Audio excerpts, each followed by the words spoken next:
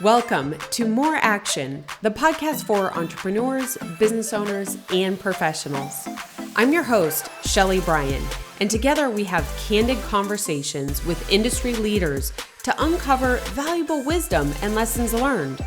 My hope is you use these lessons to intentionally take more action in business and life. I hope you share and enjoy. So I'm guessing because you clicked on the title of this episode, you're like, what the hell does that even mean? Let fear be your guide. Well, I hope that you stick around to the end because this one is not your typical business forward, podcast episode that I'm going to talk about. And I'm actually going to share someone else's experience, but it moved me in such a way that, of course, it warranted its own episode here on the show, More Action, because that is exactly what this person did. And before I get into it, I just want to say, if you are already not, subscribed and following over on YouTube, I encourage you to jump over there. I'm having a lot of fun over there, growing that side of it. Totally new, doing something that is fearful for me because obviously it's all video and it's not a space that I know. So I'm living exactly what this episode is going to be like all over there. But if you're not on YouTube, make sure that we're connected on LinkedIn and Instagram so that we can follow along with each other. But let's dive in here because recently I had the privilege of hearing Bear Grylls. Okay, that name might sound familiar, but Bear Grylls speak as a keynote. He was the keynote as a closing. We went to a huge event. Chris and I, we went to a huge event with Procore, which is called Procore Groundbreak. It is in Denver. And I want you to think, there's 4,000 people at this event. Procore is a software that we use within our construction company. It is a globally used software, construction company management kind of software, first of its kind, to really do so many innovative things. But the closing presenter they brought in was Bear Grylls. And at first I was like, what the hell? Right? Judgment Shelley came in. I was like, Bear Grylls, okay. Man vs. Wild. What is he going to have to say? And if you are unfamiliar with Bear Grylls, he is literally one of the most recognizable faces when it comes to survival, outdoor adventure, and he literally rose to global fame through his television work. And that's that show I referred to called Man vs. Wild. And it's all about survival skills, in extreme environments. He is from England, so he's got, his accent for us, of course, his accent for us. But Man vs. Wild, it aired from 2006 to 2011. And since then, he's had more TV shows. He has, I think, authored over 85 books, talking from survival guides to motivational works like Never Give Up, and his autobiography, which is Mud, Sweat, and Tears. And his career has honestly been shaped. And if you have never heard of him, I encourage you, jump onto Google, jump onto YouTube and search up Man vs. Wild and just check him out. The way that he approaches life, I hope I'm able to even capture at 1% in this episode today in what he shared as far as letting fear be your guide. And his career, had an incredible mix that we know. Right? The forward facing side of it, the television, the books, the notoriety, the keynote speeches, all of these things. But before that is where his talk, I had no idea about, his talk was all centered on. And I'm going to come back to that a little bit more. So everything that I'm going to share today is that what he shared. And of course, I can't capture it like he did. He lived it. I can't even imagine. The room, you could hear a pin drop with how he shared what I'm about to. So mine's with a grain of salt because I'm not him, but I could only imagine what he went through. So he's had plenty of setbacks, like many of us in business, many of us pursuing higher careers, building a family, all of the things. But before he was famous, I say, or a well-known name, he actually served in the British Special Forces. And that's one thing that, again, I just loved about his entire talk. It was all pre-notoriety. And in reality, he shared, I believe he failed getting in the first time to the British Special Forces. And I would the way that he explained it, I would equate it to the our Navy SEALs is right. Like you hear about, gosh, what do they call it? Hell Week, and the Navy SEALs. Like they want you to fail. They go after your mind. Like it's a grueling physical experience, but it is more about the mind. And he failed at least once. He may have failed twice to get in there, but he got in there. And then what did he do? He became a paratrooper. And so he honed all of these survival skills in some of the most challenging terrains. And like I said, not only did he fail, but as a paratrooper, he had some setbacks. And one in particular that happened that literally, I think, changed his entire life, if not everything that he's done. If you're going to go search him up, he's wild. It's crazy what this man has done.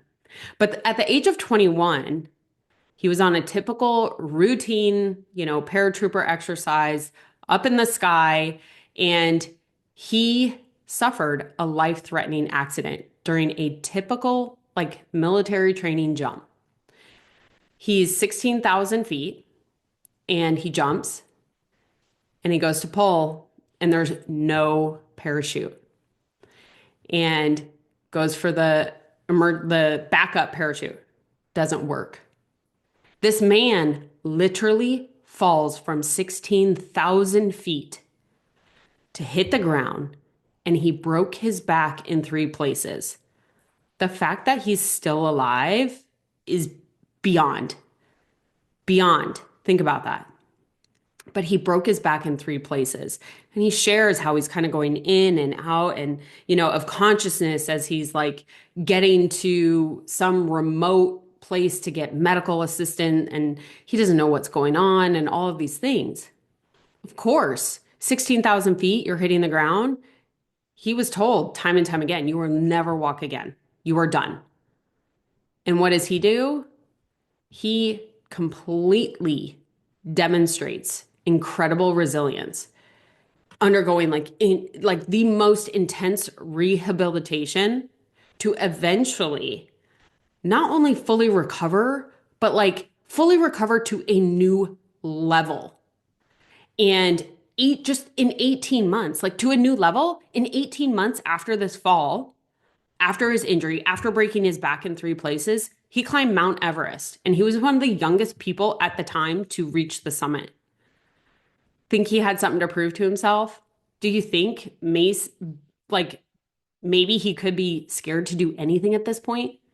Like he goes on in this talk to share how basically the rest of his life, he seeks fear as his guide. Because whenever he is fearful, he knows that that is an opportunity to grow. And so he jumps head first, literally more often than not, if you watch the show, jumps head first into whatever that thing is. He continued to jump. Like, could you imagine falling and then going up again and jumping again? So I think if any of us, like think about if you touch a hot pan, you never want to touch a hot pan again. This man jumps out of a plane, parachute doesn't open. He hits the ground, breaks his back, survives, comes back, and he does it again.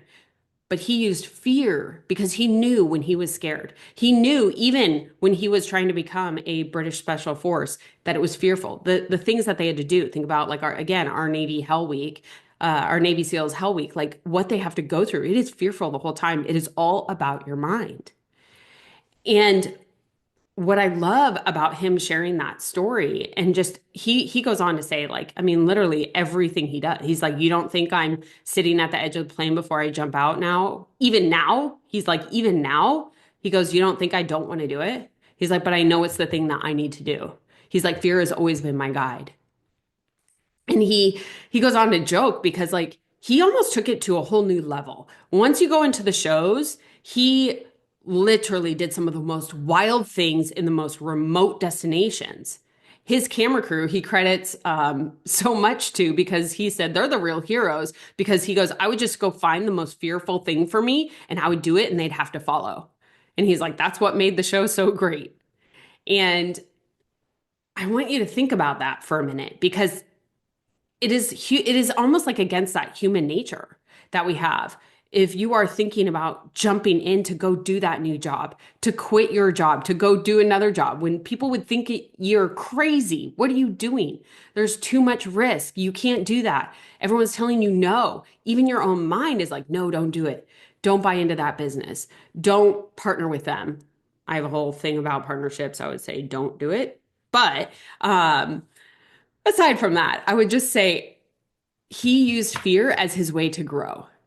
And without that mindset, because his whole talk happened before his notoriety, like I said, there would be no Man vs. Wild, no any of the other shows, no stories for him to tell, no 85 books, no keynotes that are used to inspire and motivate business professionals around the globe. I just loved his message because it's so contrarian to that typical business and entrepreneur model, right? It's like analyze your risk, see what you're going to do, see what makes sense. A lot of feeling, but our feelings detract us away from the thing that we want to do. And he used his feeling as a way to push him into the thing he knew he needed to do. And so I share this story with you because as we're nearing the end of the year here, what have you been fearing and running the opposite way from? I want you to use this as a story to be like, holy cow, if this guy could literally fall 16,000 feet, hit the ground, survive, break his back, come back, climb Mount Everest, what I say, 18 months later, be the youngest man to do that, then also go on and literally shape his entire future where we understand who Bear Grylls is. All of that happened prior to anybody knowing who Bear Grylls was, except for his family, right? So what is it that you are fearing most that you could flip around and let that be your guide as to what you're supposed to do next? Don't ask other people's opinion. Don't, wait, don't analyze too much, right? I love data. So I say that like with business, use some data. But what are you fearing that you need to turn around and go straight towards? So I literally wanted to share that with you because listen, we're coming to the end of the year. I know there's some things that I'm speaking to myself here. I know there's some things that I've been fearing that I need to run towards. And this talk, ever since hearing it, I've started making that shift in my direction. So I implore you to use fear as your guide. Remember, it is given to you for a purpose. You have to go towards the fear, redirect, course correct, and go towards that fear. Find the scary moments. That's like your ding, I need to go towards it. And remember that all of these scary moments, they're training for the big ones. Do you think Bear had any idea of what he was going to create with all of his shows and his books and his keynotes and creating like an amazing life for his family and his three boys? Like he had no idea, but he kept doing all of these things. He joked like parenting is like the biggest, scariest one. And he's like, I did all of these things. Parenting's nothing compared to that, right? It's all training for you for the big one. So if you want to hear more, actually real life, it's so funny how this all comes together. But in my episode, just a few back at 168 with Jennifer Sasek, she shares how her growth comes from the scary moments. You guys, success leaves clues. There are things around here. And even being interviewed for Jennifer was one of those scary things. She told me off air, right? And I know she doesn't mind me sharing this, is like, being interviewed can be nerve-wracking. Like, what do I say? How do I stand? What do I do with my hands? Right? Like a little bit like crazy. It's uncomfortable. I say fear, but it's also uncomfortable. Listen to her share her story. And I also encourage you to go out and see and learn a little bit more about Bear Grylls. But I hope this helped kind of guide you, gave you a new perspective as you close out the year so that you can start next year strong. I've got a couple more episodes coming out before the new year hits and then a great New Year's one. So you're going to want to stay for all of those. But I'm excited to have you here. I'm excited that the show is growing and that you are sharing. And there's even more and more coming in 2025 for the show. But until we meet again, make sure that you continue to take more action.